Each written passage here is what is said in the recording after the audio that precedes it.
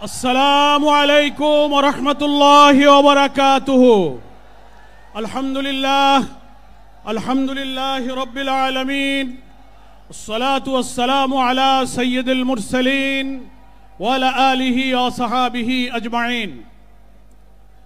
बांग्लादेश जमात इस्लामीर डाके आजकेर এই ঐতিহাসিক জনসমুদ্রের সংগ্রামী সভাপতি, বাংলাদেশের 18 কোটি মানুষের মুক্তির ঠিকানা, বাংলাদেশের মানুষের নন্দিত নেতা, মানবিক নেতা, নতুন বাংলাদেশের স্বপ্ন সারথি ডাক্তার শফিকুর রহমান।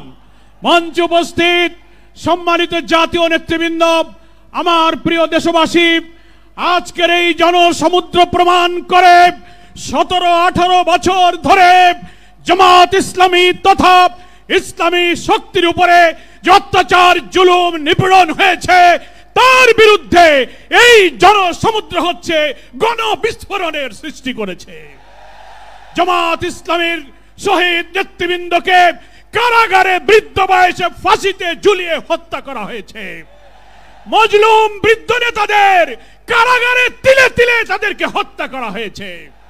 জামাত ইসলামের নিবন্ধন কেড়ে নেওয়া হয়েছে, প্রতীক কেড়ে নেওয়া হয়েছে, ক্রস ফায়ার, আয়নাঘর, রিমান্ড, হাজার হাজার লোকদের কারারুদ্ধ করে দুনিয়া জানে বাংলাদেশের মধ্যে সবচেয়ে মজলুম হচ্ছে জামাত ইসলামী।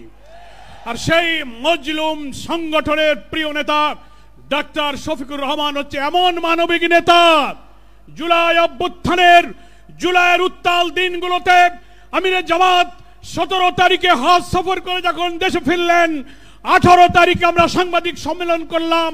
সেই দিন রাতেই প্রতিদিন ছাত্র হত্যা হচ্ছে, আমিরে জামাত আমাদের ডেকে বললেন, যত লোক নিহত হচ্ছে, যত আহত হচ্ছে, এরা কোনো দলের নয়, সব শহীদ আমাদের শহীদ, সব আহত আমাদের আহত। আপনারা বাড়িতে বাড়িতে যান।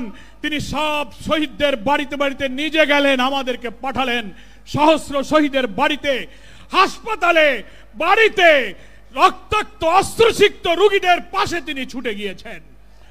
সাধ্যমতো আমরাই মনে হয় বাংলাদেশের রাজনৈতিক দলের মধ্যে মহান আল্লাহর ইচ্ছায় বেশিরভাগ শহীদের পাশে দাঁড়াবার সুযোগ পেয়েছে, আলহামদুলিল্লাহ। বন্যা আসলো, তারপর আমিরে জামাত বন্যা কবলিত মানুষের পাশে ছুটে গেলেন। পূজা আসলো, হিন্দু ধর্মাবলম্বী, খ্রিস্টান, সব ধর্মের নিরাপত্তার জন্য তিনি নির্দেশ দিলেন, তাদের পাশে দাঁড়িয়ে যান। জামাত শিবিরের কর্মীরা তাদের ধর্মীয় প্রতিষ্ঠানগুলো পাহারা দিতে শুরু করেছে। ফলে হিন্দুদের বাড়িঘর দখল, অত্যাচার, নির্যাতনের বিরুদ্ধে তিনি কোনো প্রতিক্রিয়া না করে পাশে দাঁড়িয়ে তাদের ঘর বানিয়ে সাহায্য করে তাদের মানবিক সাহায্য তিনি করেছেন। আমার প্রিয় নেতা হচ্ছে জাতীয় মানবিক নেতা। তিনিই বাংলাদেশে মানবিক সমৃদ্ধ বাংলাদেশের জন্য একটি জাতীয় ঐক্যের ডাক দিয়েছেন। আল্লাহর আসমান থেকে নাজিল হওয়া কোরআন এবং সুন্নাহর ভিত্তিতে একটি কল্যাণ রাষ্ট্র প্রিয় নবী মুহাম্মদ মুস্তাফা সাল্লাল্লাহু আলাইহি ওয়াসাল্লাম দুনিয়ার মানুষের জন্য যে আদর্শ রেখে গেছেন, সেই আদর্শকে ভিত্তি করে চলমান সভ্যতা, প্রয়োজন, চ্যালেঞ্জকে সামনে রেখে আমরা একটি কল্যাণ, একটি সুশাসনের রাষ্ট্র কায়েম করতে চাই।